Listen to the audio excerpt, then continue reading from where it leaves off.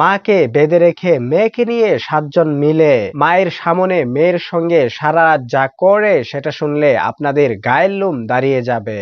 মানুষ এমনও কি হতে পারে? দর্শক শ্রোতা, আজকের ভিডিওটি সবাই সর্বোচ্চ পরিমাণে শেয়ার করে দিবেন যেন এই আসামিদের সর্বোচ্চ সাজা নিশ্চিত হয়। আর এদের আপনারা কি ধরনের সাজা আশা করেন কমেন্টে লিখতে থাকুন। মেয়েটি এবং মেয়েটির মায়ের সঙ্গে কিভাবে কি ঘটেছে পুরো বিষয়টি আপনাদের সঙ্গে আমি শেয়ার করতেছি। ঘটনাটি ঘটেছে নারায়ণগঞ্জের ২৫০০ থানাধীন এলাকায়। ঘটনার দিন রাতের বেলা মেয়েটির মা মেয়েটিকে নিয়ে একসঙ্গে প্রতিদিনের মতো ঘুমিয়ে যান।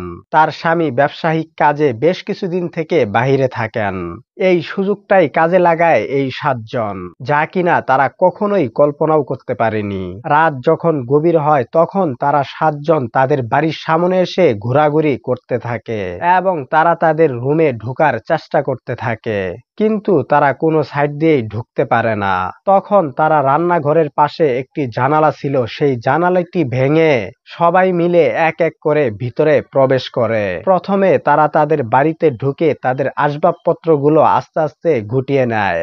এক পর্যায়ে তারা যখন জেগে উঠে তখন মেয়েটির মাকে বলে, তোমার ঘরে আর কি কি আছে সবকিছু আমাদের দিয়ে দাও।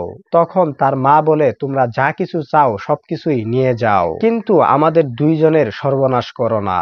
এই কথা বলার পরেও প্রথমে তার মেয়েকে তারা তুলে নিয়ে যায় এবং তার মাকে বলে, তাকে দিয়ে আমরা সবকিছু এক এক করে খুঁজে নিচ্ছি।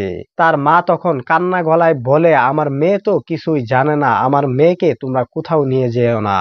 তারপরেও তার মেয়েকে তারা জোরপূর্বক অন্য একটি রুমের মধ্যে নিয়ে যায়। নিয়ে গিয়ে তারা তাদের ইচ্ছা মতো মেয়েটির সঙ্গে খায়েশ মিটায়। মেয়েটি তো ছোট মানুষ, সে চিৎকার করতেছিল এবং তাদেরকে বলতেছিল, তোমরা আমাকে ছেড়ে দাও, আমি আর পারতেছি না। তারপরেও তারা ইচ্ছা মতো তাদের খায়েশ মিটায়। এক পর্যায়ে মেয়েটি অসুস্থ হয়ে পড়লে তারা তাকে ছেড়ে দিয়ে চলে যায় তাদের বাড়িতে।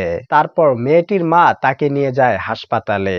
এখন মেয়েটি হাসপাতালে মৃত্যুর সঙ্গে পাঞ্জা লড়তেছে। দর্শক শ্রোতা, এই ঘটনা এলাকা জুড়ে জানাজানি হলে চাঞ্চল্যকর পরিস্থিতি সৃষ্টি হয়। তাদের বাড়ি ফাঁকা জায়গায় হওয়ার কারণে তাদের চিৎকার চেঁচামেচি কেউই শুনতে পারতেছিল না। দর্শক শ্রোতা, যারা এই ঘটনাটি ঘটিয়েছে তারা সবাই বিভিন্ন জিনিস খেয়ে থাকে, সেজন্য তারা এই সকল কাজ প্রতিনিয়ত করে বেড়ায়। আজ হয়তোবা এই মা বোনের সঙ্গে ঘটিয়েছে, কাল হয়তোবা আরেকজনের সঙ্গে এরকম ঘটনা ঘটিয়ে যেত, কিন্তু অবশেষে পুলিশ তদন্ত সাপেক্ষে 5 জনকে গ্রেফতার করে, আরো 2 জন বাহিরে বাহিরে ঘোরাফেরা করতেছে। আশা করি তাদেরকেও খুব দ্রুত গ্রেফতার করা হবে। একজন মেয়ের সব থেকে বড় জিনিস হচ্ছে তার ইজ্জত। তার ইজ্জতই যদি চলে যায় তাহলে তার দুনিয়াতে বেঁচে থাকার কোনো মানেই হয় না। অনেক মেয়েই এই ভেবে দুনিয়া থেকে বিদায় হয়ে যাচ্ছে। আর যারা কিনা এই সকল ঘটনা প্রতিনিয়ত ঘটিয়ে চলতেছে তারা কখনোই মানুষ হতে পারে না। দর্শক শ্রোতা, আপনারা তো পুরো ঘটনাটি শুনলেন। এদের সম্পর্কে আপনাদের মতামত আপনারা অবশ্যই কমেন্ট করে জানিয়ে যাবেন। আর ভিডিওটি সবাই সর্বোচ্চ পরিমাণে শেয়ার করে দিবেন যেন এই আসামিদের এমন সাজা দেওয়া হয় এদের দেখে আর কেউ যেন এমন ঘটনা ঘটানোর সাহস না পায়। জানি না এই মা বোনটি এখন কোন অবস্থায় রয়েছে। দর্শক শ্রোতা, আজকের মতো আমি এখানেই বিদায় নিচ্ছি। সবাই ভালো থাকবেন, সুস্থ থাকবেন। বরাবরের মতো কথা একটাই, মন্দ হতে বিরত থাকবেন। আসসালামু আলাইকুম।